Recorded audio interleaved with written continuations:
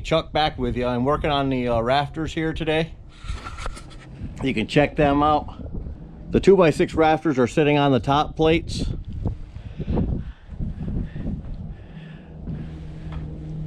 The rafters that are matching up with my 8-foot posts are construction screwed into the post, front and back, 2 construction screws. The other ones are tied in with rafter ties, 2x4 rafter ties. Okay, I'm not cutting any bird's mouth on any of this stuff because it's not a very steep pitch, and I am attaching the rafters with those kind of rafter ties, the 2x4 rafter ties. Come over here. I show you how I'm installing these rafter ties here.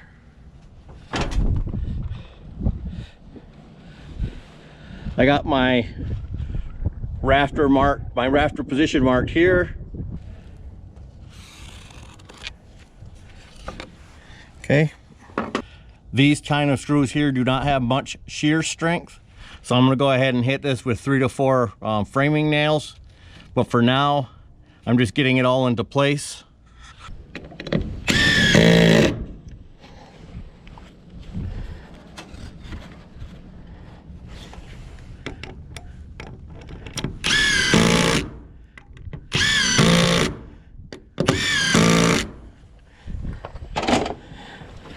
Okay, my rafter's gonna go right up against there, screwed in, construction screwed in also, and I'll do the other side the same way. All right. Some other things about the rafters we're doing here. And these 2 openings here, I'm gonna double up my header. I'm gonna put another 2x6 on the inside of these uprights, and that'll support these rafters here.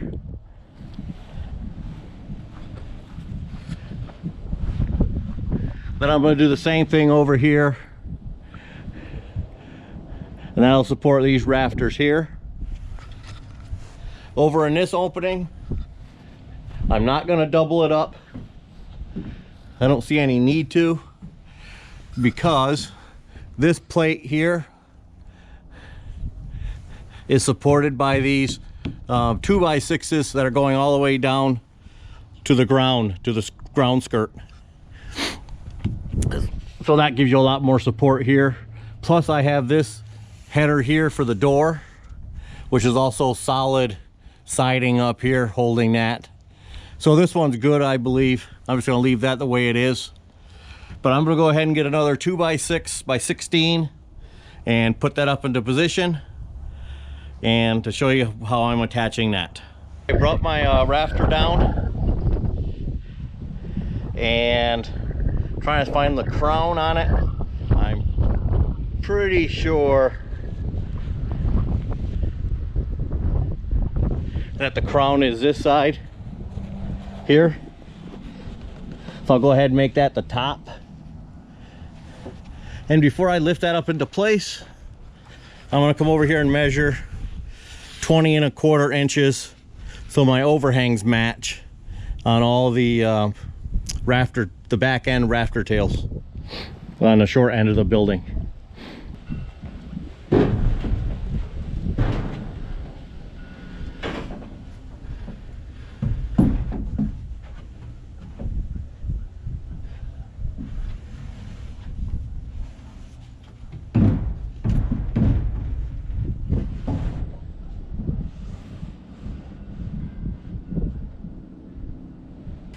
I got my rafter into position.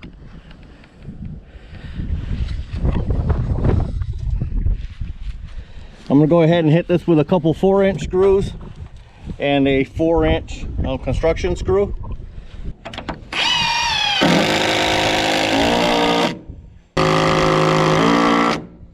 And the 4-inch construction screw.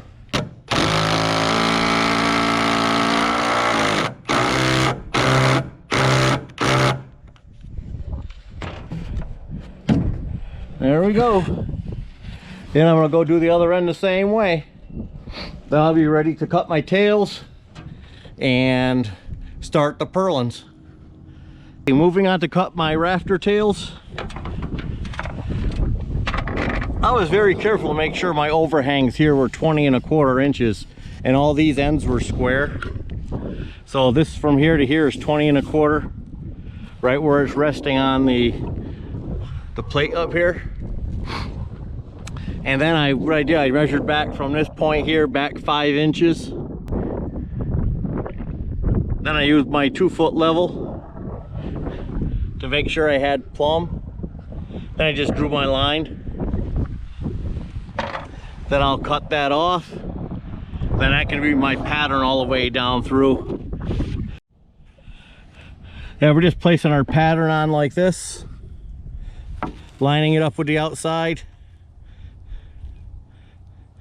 drawing our line and cutting her off.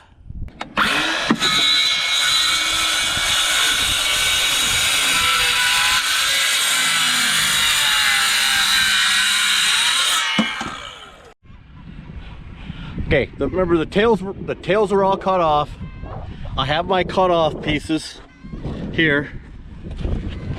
What I'm going to do now, because I have to seam my fascia and I don't want to butt two 2x8s right up here like this, so I'm gonna go take my cut off and I'm going to sandwich it back on here.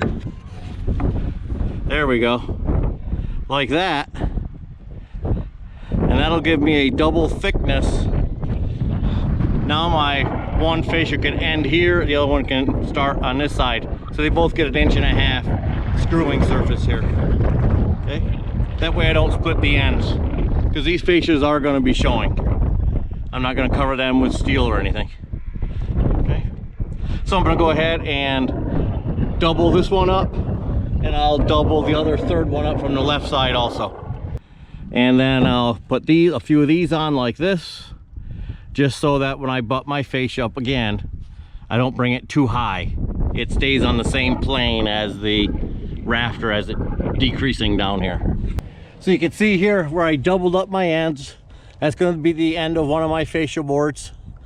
You can see up here where I put my top piece on so I can butt my fascia board up, keep it on the same plane as the top of the rafter.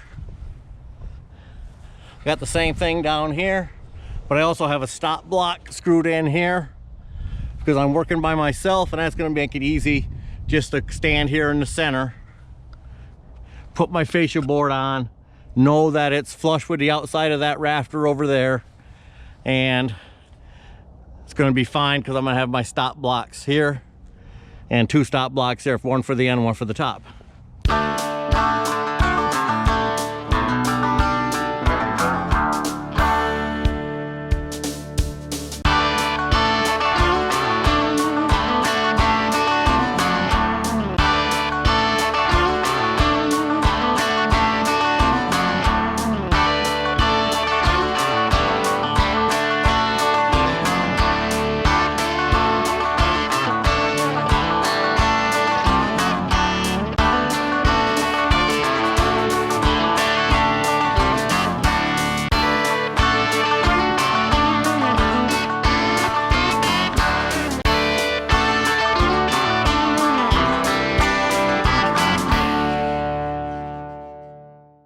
We got our first fascia piece in. I'm just gonna go right ahead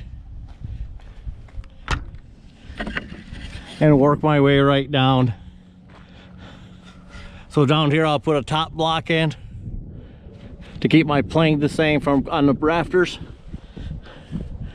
and over here I'll put a top block in and a side block to line up the edges and keep the same plane.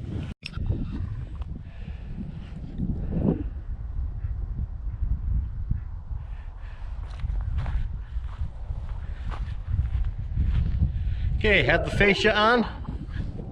Looks pretty good.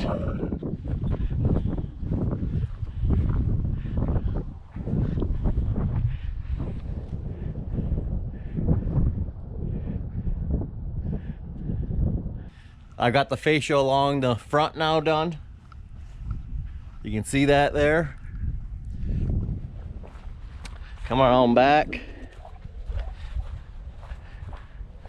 We have the fascia along the back. And I'm starting to put my purlins on. You can see those there. Okay. And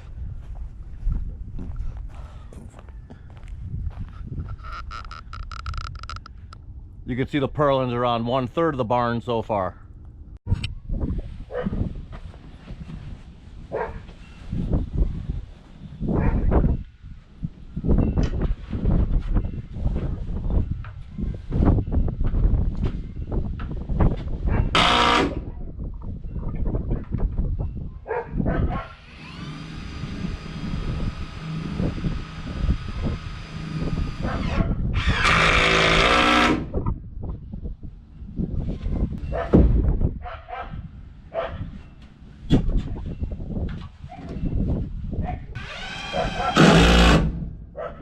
Hey boys, enough.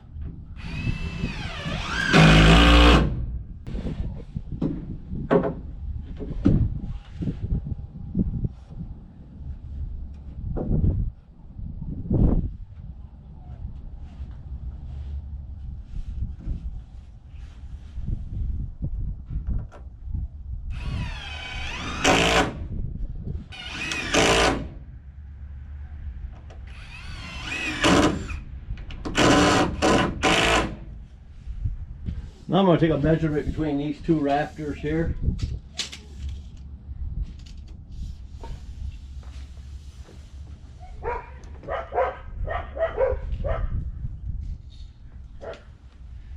.91 inches.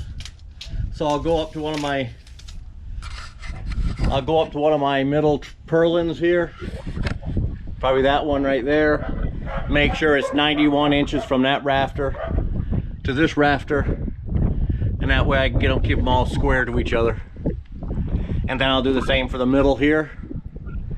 Then it's just a matter of measuring my ends and go ahead and screw them all in.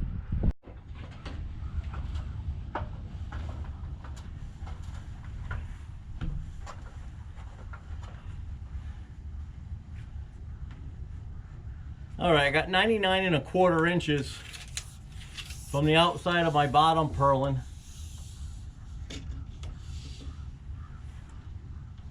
to here. So I'll mark that. Make sure they're running true.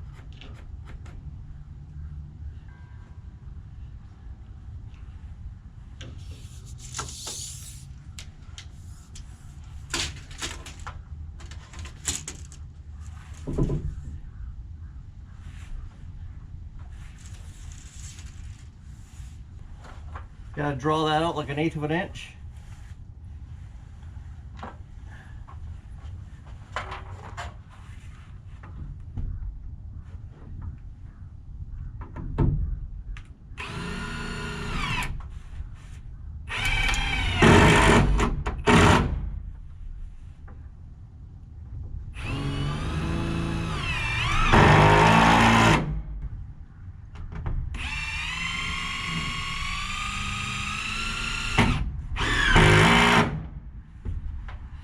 Alright, so we have these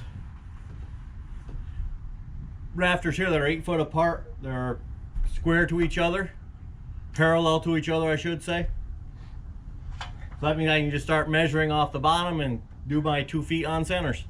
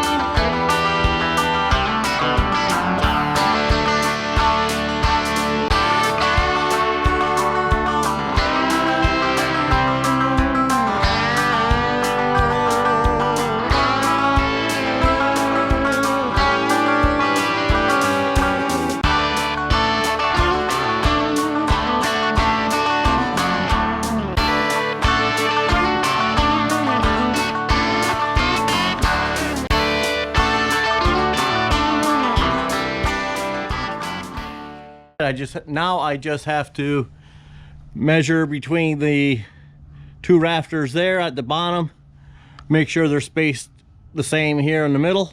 Then I can just go ahead and screw the middles in. Okay, I'm gonna come back to you when all my purlins are up. Then I will start the blocking on the end walls to block it in, which would be these pieces here that run between the purlins to block that up. Okay, so I'll come back to you when I'm ready for that. So you can see the blocking goes into these gaps here on the side of the roof line.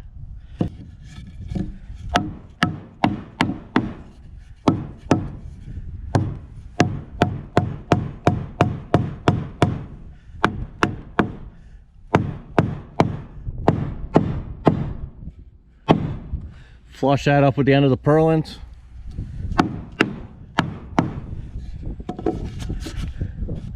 And go ahead and screw it into place.